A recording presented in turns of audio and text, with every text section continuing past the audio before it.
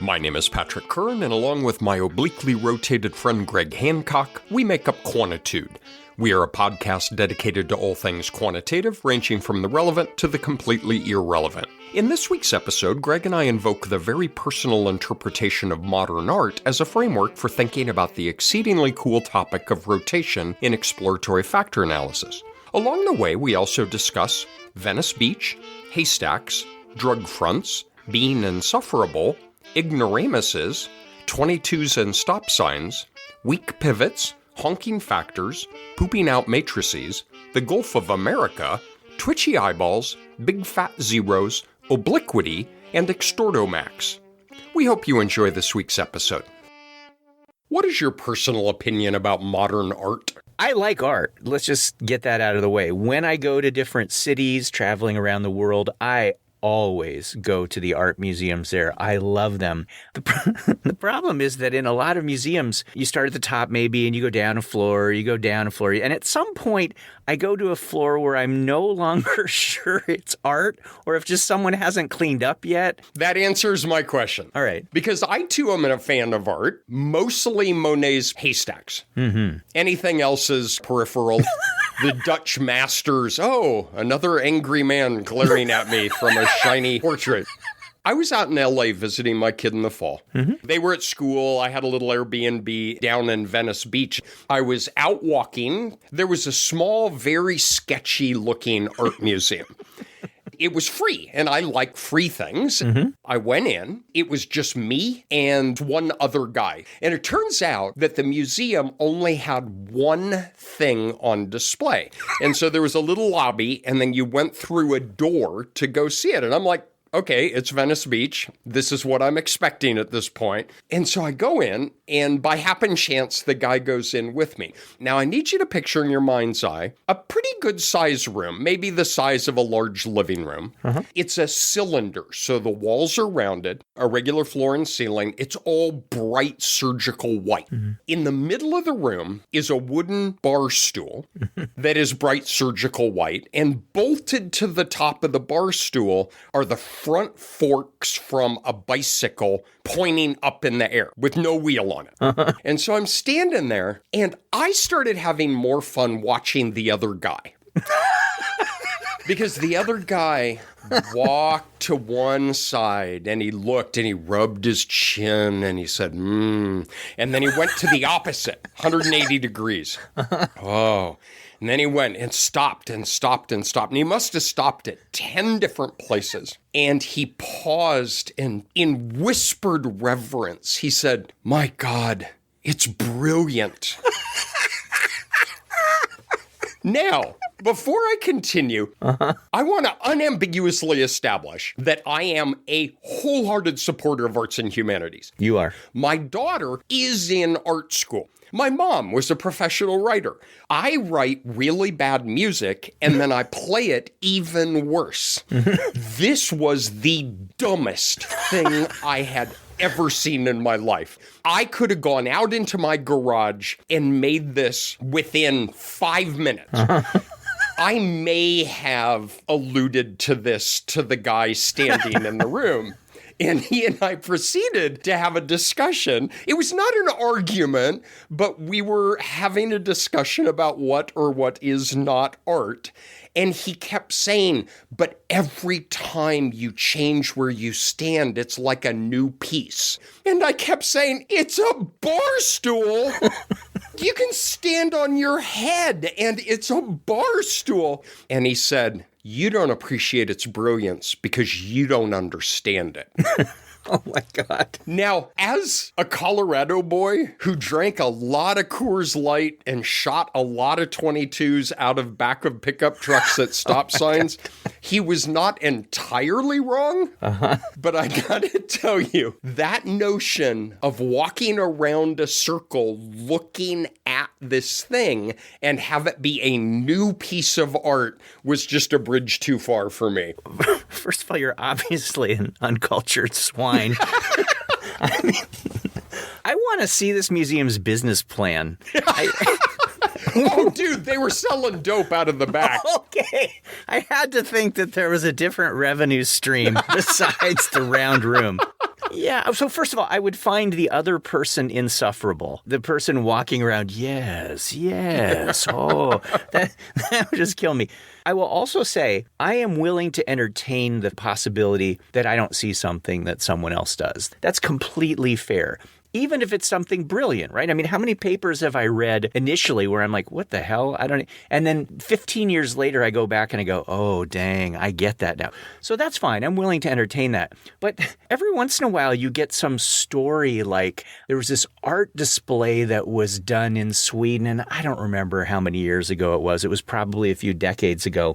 They put out some paintings and critics came and just discussed about how absolutely brilliant this avant-garde work was. And there was one critic who just said, basically, it's crap, and this only could have been done like by an ape. And in fact, they were all done by a chimpanzee, just as a joke, really to make fun of the art community. This chimpanzee fooled the pompous world of art criticism when his paintings were given fantastic reviews. Peter the primate was billed as a new French artist called Pierre Bressot, and his work exhibited at a gallery in Gothenburg in Sweden in 1964. I don't know what art is, and I completely appreciate that you can see things from different perspectives, physically, from different perspectives in your life, right? When you're older, you might see something you don't see. But come on, a white stool with a bicycle fork? Again, if you're listening and you appreciate this, more power to you. I found it a funny story. I'm really, truly not mocking it. It just was not a haystack. Now, I do have to tell you, one that I really liked, and I didn't see it in person, but I saw a little news clip on it, is it was another modern art installation. And a guy set up a dozen blenders, filled them with water, and put a goldfish in each one, a live goldfish. And that was it. And people had the opportunity, if they chose, to turn a blender on. An art exhibition in Denmark featured 10 functional blenders containing live goldfish. Visitors were given the option of pressing the on. Oh my God. Look it up. Ask Google, say blender goldfish art. It is out there. Okay. But that one, I thought, okay, it's not a haystack and it's never going to be a haystack, but this guy's getting after something about the human condition. Oh, the fragility of life and the power that other people have over us. But it pivots us into what we want to chat a little bit about today, which is, can you look at something from a different angle and perceive it differently? Ooh. Now, if it's bicycle forks on a bar stool, the answer is no. For you. Good point. Let me take a sip of my Coors Light and polish my 22. Because there are dangerous stop signs out there that need to be shot. Discuss. Okay, that was a pretty good pivot, I have to say. Usually you grade me on my pivots. I will. Well, that's because yours are ridiculous. That's your perspective on my pivots. Perhaps if you looked at them from a different angle. I don't appreciate the brilliance because I'm an ignoramus. That's it. Uncultured swine. So, I mean, there's a very explicit thing that we encounter in our statistical world, our latent variable world, that very much demands perspective on things, and that's in exploratory factor analysis. And 5 years ago, we had an episode specifically on factor analysis, the good, the bad, and the ugly, I believe it was. And we talked about exploratory factor analysis and the tension that it has with confirmatory factor analysis and how neither really lives up to its name completely. But there was an aspect that we really glossed over that is something that anybody who practices exploratory factor analysis winds up having to face. And I think that we haven't given that enough attention, not just the two of us, but I think maybe we haven't given that enough attention in the way we train people, things that they maybe need to think about. And that's factor rotation. Do you think part of the reason we didn't talk about factor rotation in that episode is you spent more hours on the artwork than you did on the actual audio for that episode? Say what you want. I know that that's one of your favorite artworks that I did. It is. It's good, bad, and the ugly themed. Imagine that you give me 10 numbers. Mm-hmm. I notice that they add up to 45. I say, dude, I can't make a lot of sense of this. These are all kind of about the same magnitude. They're spread out about the same across the 10 slots in the numbers that you have. And I'm going to give them back. And I'm going to say, I want you to give me a new set of numbers that's going to help me understand these 10, but they have to add up to 45. That's the criteria. Whatever you give back, they have to have the same sum. Two things come to mind. One is there are literally an infinite number of values you can choose that add up to 45. If they're an infinite number that are all equivalent to each other in terms of that sum of 45, you can choose those numbers in a variety of ways to highlight something that's important to you.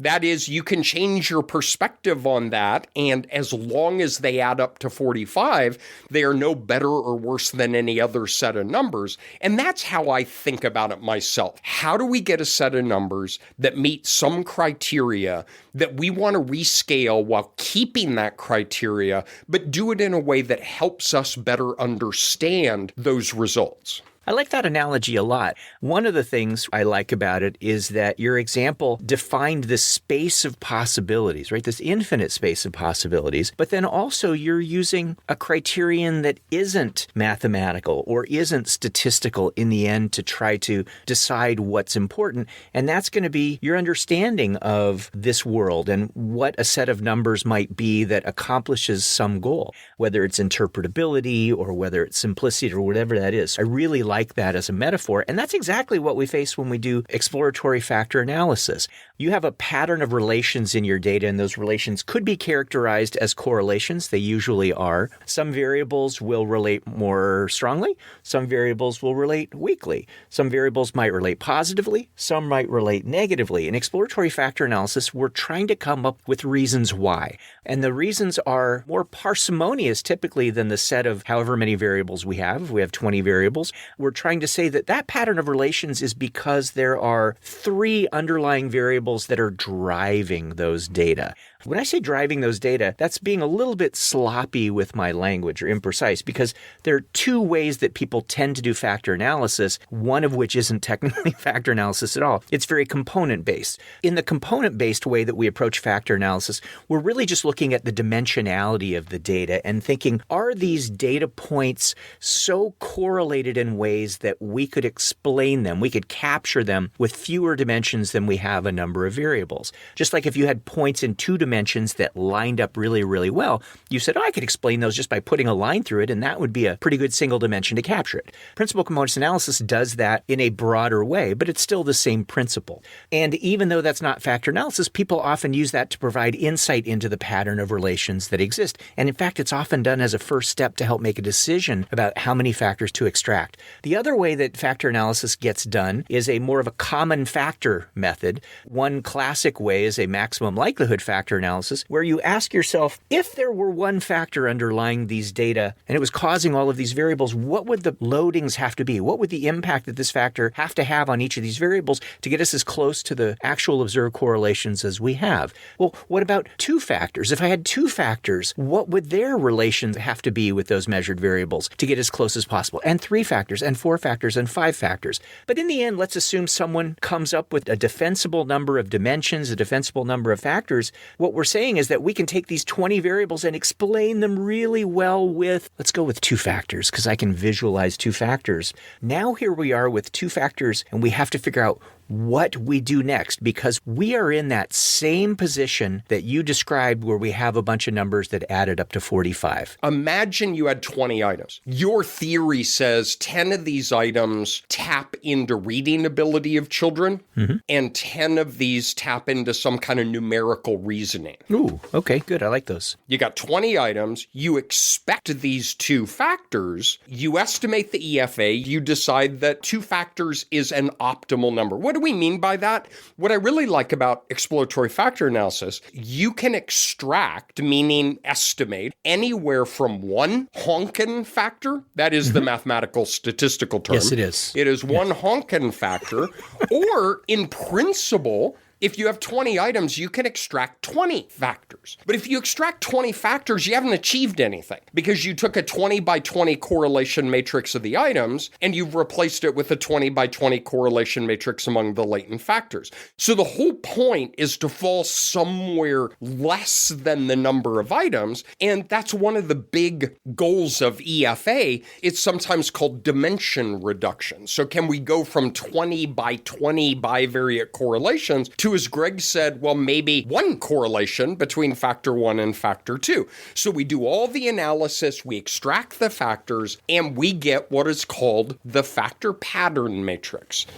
What those are the weights that each item has that relate it to that underlying latent factor. So if there's a larger numerical value, there's a stronger relation. If there's a lower value, there's a weaker relation. But here's the poke in the eye. When whatever program you use poops out your initial factor pattern matrix, a lot of times it's this idiotic bar stool with a bicycle fork on top, which is, it doesn't make any sense at all. You have some are big, some are small, they're all kind of spread across the values. You don't pop right out and say, oh, these 10 items are reading recognition and these are numerical reasoning. Like a lot of times you can't even tell the two factors apart. They all have the same numerical values. The whole point of rotation is to say, hey, I got an idea. If there are an infinite number of solutions that are all equally representative of the data, and I can rescale these within those guardrails, right? That summing to 45, it's the same thing, just a different criteria. How about if I rescale these so that I can make a cleaner substantive interpretation about which items have larger and smaller loadings on which factor? And that's the entire genesis of rotation. Can I rescale these values to serve me? We've had a lot of conversations of making the model work for you. That notion of, thank you so much for these values. I don't really like them. I'm going to change them. The term rotation, there are a couple of different ways to think about it. We've talked about two different types of plots, and the one that we're most familiar with throughout our statistics classes are plots of data, right? Where we just have people's points in a two-dimensional plot. It's a scatter plot. We can have a three-dimensional scatter plot, and maybe it looks like a football or a baguette or whatever, but we can have four-dimensional, five-dimensional, p-dimensional plots, of course. And that is a very important plot when it comes to factor analysis. But there's another type of plot that we use a lot, and that is particularly useful for thinking about the topic that we're talking about today, and that is a factor plot. And this plot ties back to the matrix algebra. Oh, sorry. Matrix? Isn't it matrix algebra? Yeah, because we didn't want to have copyright infringements. It was the matrix. The matrix is everywhere. It is all around us. Even now, in this very room, it is the world that has been pulled over your eyes to blind you from the truth.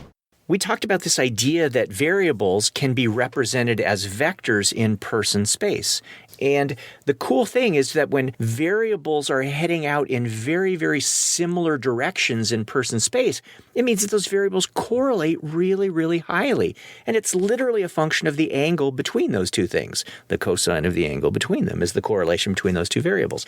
And we could imagine drawing these vectors for each of the variables, and the terminus of those vectors, right, the endpoints of those vectors, now creates a plot. So I have a plot of where each variable lies in this multidimensional space. And if I'm interested in 2 dimensions, imagine smushing all of those termini down into the space. And now I have a plot of essentially where the variables are in the space of the dimensions that I have decided upon.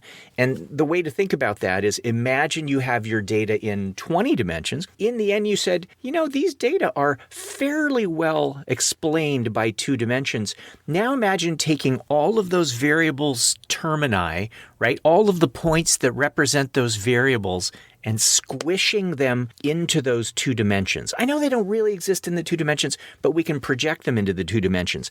And so now what we have, it's like the map of a city, where each variable point projected on there can be thought of as, it's like a little house on this map. And the axes that we get when we do a factor analysis, they're like the street grid for this projected space. The question is there a smarter street grid that we could put on this house? Is there one that makes more sense? The one that we tend to get out of factor analysis when we do an initial extraction, especially when we think about things from a component perspective, is the first street that we tend to get out, the first axis that we get out, is usually one that does the most explaining, which I believe is what we mean by a honking first factor. Is that what you said? That'd work, yeah. I just don't understand why you didn't understand the stool with the bicycle fork on top of it. So we get this first factor that is often extracted, and it is trying to explain as much of what's going on as possible. It's often referred to as a general factor, and it would be as if you had these data and you said, I can only put in one street to try to get me as close to all the houses as possible. Where would I put it? Well, we have decided in this case that we can have another main street going through.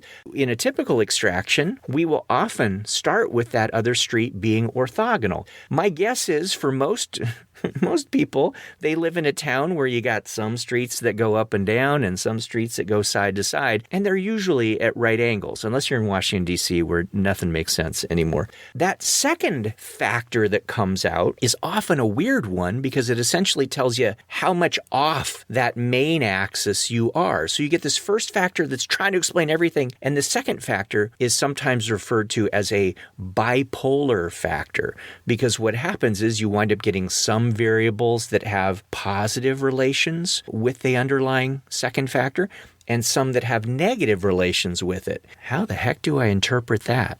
One honking factor and one weird bipolar factor. I don't know what to make of that. You need a thumbtack and a piece of onion skin paper.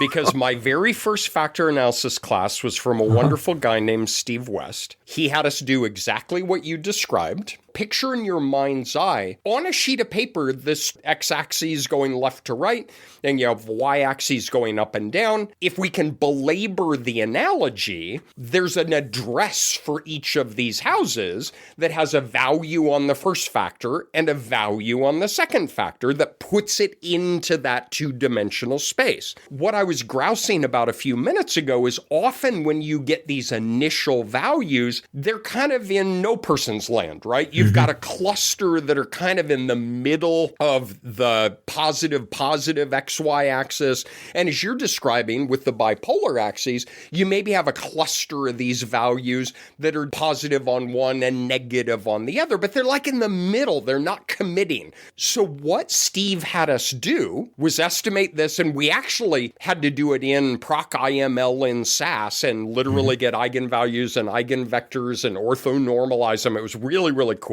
We wrote them by hand onto graph paper, and then we got an onion skin paper. It's a super, super thin, tissue thin kind of piece of paper. And we laid it over the axes and put a thumbtack in the origin. We traced the X and Y axis, and then, are you ready for it? We turned that sheet of paper, some might say rotated it, until those two streets, now super important, they're still 90 degrees. Yep. We turned that until we eyeballed right about where the one cluster was as close to one axis as it could be, and the other cluster was as close to the other axis as could be. And that was literally our first rotated solution. As an exercise, I think that that is a beautiful thing even to do today, or at least some computer-based equivalent of that. You're touching the rotation. You literally feel why it's rotation. You feel that there's an angle that you are rotating this through. And we can still visualize it because it's in 2 dimensions. And even though rotation can occur in 3, 4, 5, 6 dimensions, it gets a lot harder. When you did your rotation on the onion skin, what criterion were you using to spin your paper with the thumbtack in the middle of it? My twitchy eyeball.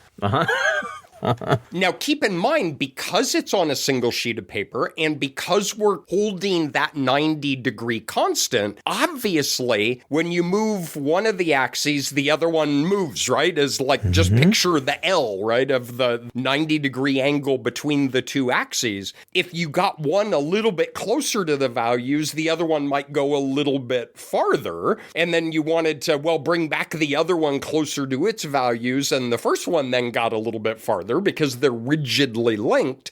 And so you tried to split the difference. And what you did is tried to maximize how close one cluster is to one axis and how far away it was from the other, and vice versa. Because one is you could lay one axis right through the middle of the swarm of points, but you're not doing a good job with the other axes, and vice versa. It is the source of one of the very first rotations we'll talk about, which is we were trying to maximize the variance, and it's called Varimax. When you put in the first axis before rotation, you had something where the variables loaded probably as highly on that one axis as they possibly could. And then on the second factor, there were some that loaded positively and some that loaded negatively. That particular structure would not be called a simple structure. A simple structure, as Thurstone called it, who was really one of the big proponents of rotation, when you have a variable that tends to identify primarily with one factor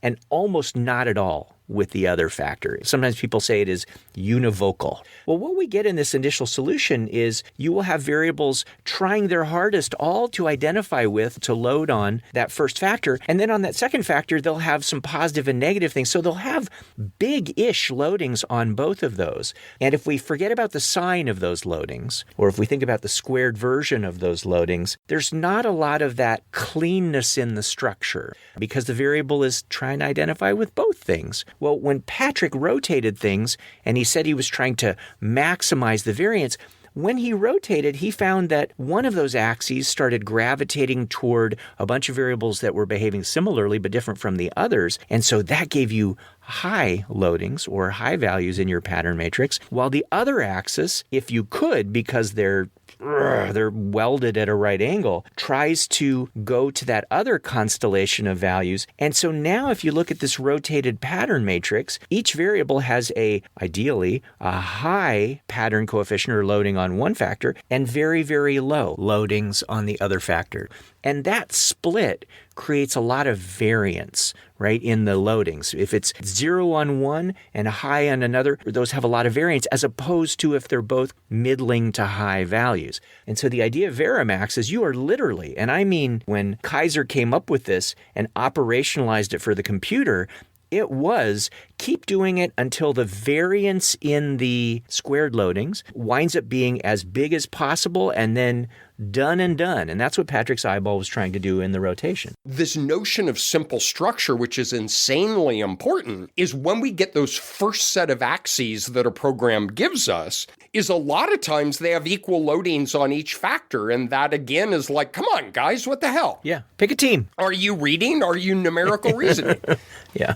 Suck it up and commit yourself here. And by moving these axes, we start to separate where 10 of the items ideally would say, all right, guys, come on, we're reading items. We're going to go toward this axis. And the other 10 are like, screw those guys. We're numerical reasoning. We're going to go down toward them. What's really important is, we raised this before, and I got this term from Steve West as well. You don't get in simple structure a really large loading on one factor and 0 on the other. You get what we aspire to, those Irish loadings, right? Right. Is O'Curran, O'Shaughnessy, 07, 08. They're small, but now you look at it and you say, oh, all right, these 10 items really want to hang out together. These other 10 items really want to hang out together.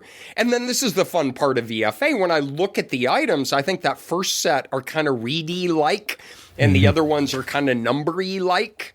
I'm not an educational researcher, so that's the extent of my knowledge. May I poke you in the eye? because when we do that rigid rotation, here's pop quiz for you, Dr. Hancock. What is the cosine of 90? That's a big fat 0. It is a big fat honkin' 0. Orthogonal rotation retains a 0 correlation between the factors. That's right. Reading is unrelated to numerical reasoning. Numerical reasoning is unrelated to reading. And we know that because the cosine of the angle between the factors is the correlation, and the cosine of 90 is 0. Well, how well are you going to sleep at night saying my 10 reading items are uncorrelated with my 10 numerical items? You made them that way. Everything that you just described has this theoretical overlay to it that I want to make really explicit, because we can describe a method, whether it's Patrick's eyeball that rotates to maximize the variance of the squared loadings, or we can feed it into a computer to maximize the variance, right? But one of the first things that we said is that the idea of rotation is to help resolve disputes on a theoretical level, to figure out what makes sense. And we have handed over or defined what makes sense in terms of maximizing the variance of loadings. And if we go back historically, people like Spearman for sure, and others like Burt were very, very into intelligence, or the idea of a general factor that just explained everything. And so if we took Patrick's 20 items, 10 that are reading oriented and 10 that are more numerical reasoning oriented, Spearman or Burt would come in and do a factor analysis, fit that first factor, and say, see, we've got a big first factor. Why is that? It's because of general intelligence. Okay, well, if I had given Spearman just 10 reading items, let's say, and they fit that and they got one factor, and we asked them what would it be, I hope to God that one of them would say they're all reading items, so that factor would reasonably be reading. And I would go, okay, thank you very much. And then if I gave them separately 10 numerical reasoning items and had them fit a first factor, I really hope they would say, well, they're 10 numerical reasoning items, so the factor you would get out is numerical reasoning. Now I put the reading items and the numerical reasoning items into one analysis. Spearman fits that first factor, and I ask them what that factor is, and they would say, well, it's general intelligence. And the question I would have for them if I got in my time machine is, where's the reading factor that you would have said if I just had reading items? Or where's the numerical reasoning factor that I would have had if I had just given you numerical reasoning items? Did those just disappear? What is reality here? Thurstone's idea was when you do some kind of rotation, that it will get you back to the things that you would have otherwise expected to get if you could do those things in isolation. When I do this rotation with onion skin and a thumbtack or something fancier than that, it is taking that original solution and saying, well, you know, it was the mathematical imperative to get a general factor and then the next factor that's kind of bipolar that's saying, hey, reading and numerical reasoning are these opposed kinds of things. When you get rotation, you get back to a factor that you're comfortable saying that represents reading, and you get back to a factor that you're comfortable saying represents numerical reasoning. And that's good. And that's the idea behind Verimax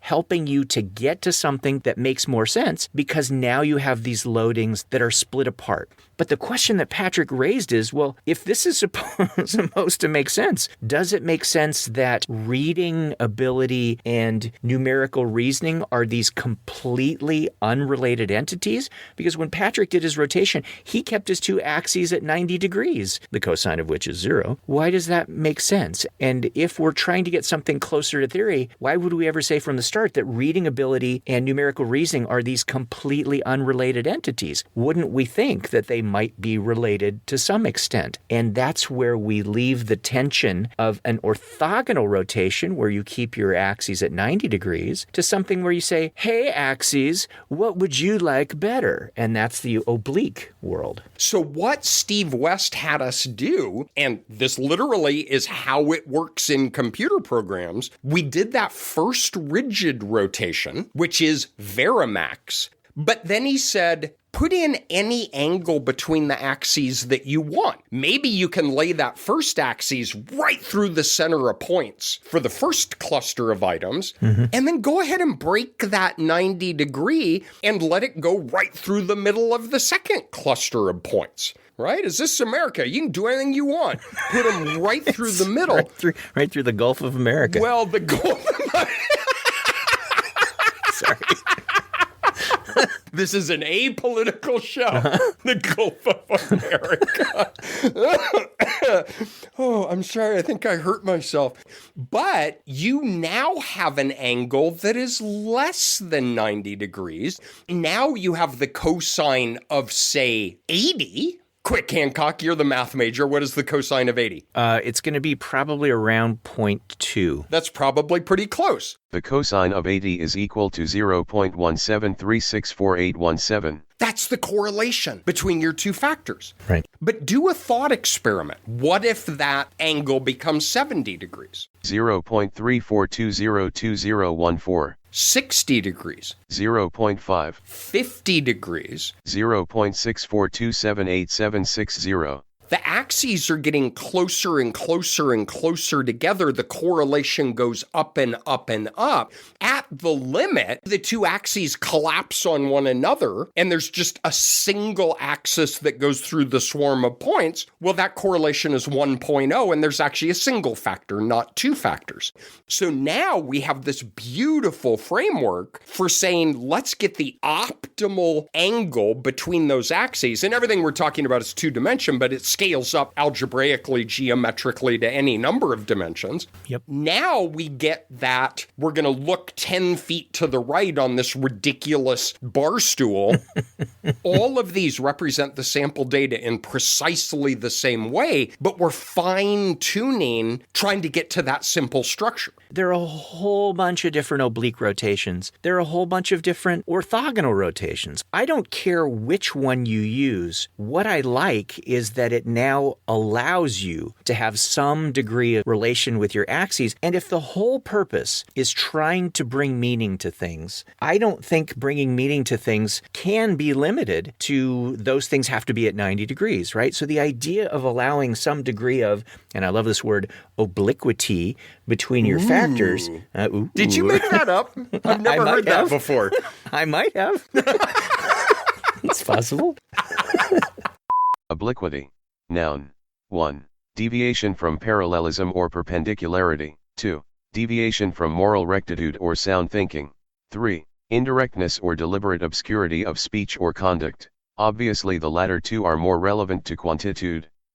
You know, if I'm trying to understand what the actual mechanisms are that are underlying my data, why would I ever assume that those underlying mechanisms have to be independent of each other? Maybe there are some that are, but the beauty of an oblique rotation is that, well, if a 90-degree angle is what works, then just because you allowed them to correlate doesn't mean those factors have to correlate. And so it has sufficient flexibility to be able to land on something that's right around 90 degrees where factors correlate 0, but it can also scissor to something that correlates 0.2. 0.3, 0.4. And of course, too much correlation in the end collapses back down to a solution with fewer factors. But I love oblique rotation. And to pin it to something we're familiar with, picture a two-predictor multiple regression. And if the predictors are correlated, the regression coefficients are the effect of each predictor on the outcome above and beyond the other predictor, controlling for the other predictor. Yes. If we don't allow that correlation, it's the relation between the predictor ignoring the other predictor.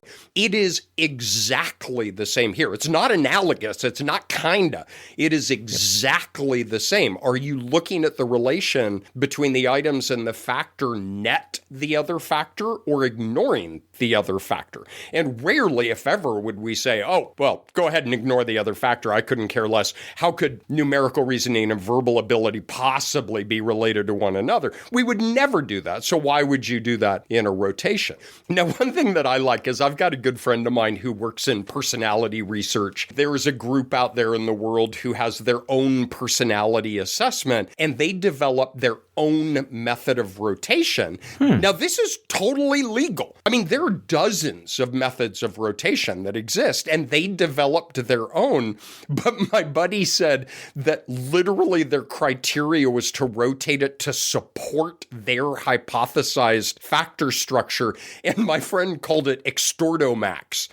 So there was Verimax, Promax, and Extortomax. That's awesome. But the point stands, as long as you maintain some shared criterion, any of these are just different perspectives on the same thing. You are taking your data, you're taking your pattern of relations, they're sitting on a stool in the middle of the room, and you are walking around them and seeing if you can make sense of them. And in the end, you might look at them from that side of the room and go, I think I see what's going on. And someone else might be looking at them from another point in the room and say, I think I see what's going on over here. Neither of you is more right or wrong than the other. These are different views on the same thing, and you're filtering them by the meaning that they make inside you as someone who has theories and prior experiences and all of that. And that is okay in this exploratory world. And as Patrick said, there are dozens of different kinds of rotations, right? I know some people who treat factor rotation as though it's this art, this fine thing. Well, you must try this and then do this and then look at it from this. I say try them all. Try Promax and Oblimin and Geomin, and if you want to try orthogonal, Verimax, Equimax, whatever. Rotate them any way you want. Look at the different solutions and see if you get some meaning out. And if you go, what the hell kind of science is that? That's exploration.